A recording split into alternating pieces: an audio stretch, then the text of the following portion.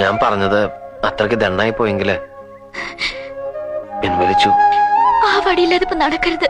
കിതപ്പുണ്ടാവും, ചിലപ്പോ അസ്ഥിക്ക് പൊട്ടലും ഉണ്ടാവും. ദേ ഇത് പിടിക്ക്. എന്തെങ്കിലും അബദ്ധം പറ്റിയ എന്റെ കുറ്റം കൊണ്ടാണെന്ന് എല്ലാരും പറയൂ. പിടിക്കാം, പക്ഷേ താനിപ്പോ ഒരു കാര്യം എന്നോട് തുറന്ന് സമ്മതിക്കണം. എന്താ? തനിക്കും എനിക്കും അറിയാവുന്ന കാര്യം തന്നെയാ. അത് താൻ പറയുന്ന എനിക്കൊന്ന് കേൾക്കണം. തനിക്ക് എന്നെ ഇഷ്ടമാണെന്ന്. ഇവിടുത്തെ ചട്ടങ്ങളെ നിയമങ്ങളെയൊക്കെ ഭയന്ന താനിത് തുറന്ന് പറയാത്തതെന്ന് ഇത്രയെങ്കിലും എന്നോടൊന്ന് പറഞ്ഞേ. കില്ലാടിക്കുട്ടി വടിയൊന്ന് പിടിക്കേ.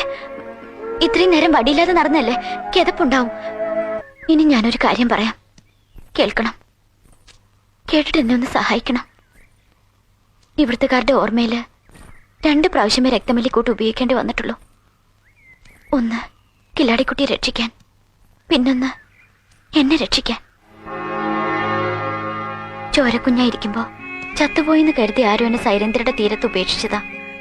വെള്ളം കോരാമെന്ന പെണ്ണുങ്ങളാ കോരിയെടുത്ത് ഇവിടെ കൊണ്ടുവന്നത്. എനിക്കൊരു പുതിയ ജീവിതം തന്നു.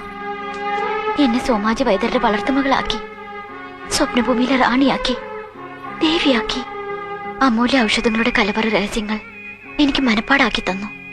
അങ്ങനെയുള്ളവരെ ഞാൻ എങ്ങനെ ചതിക്കുക? ഇല്ല,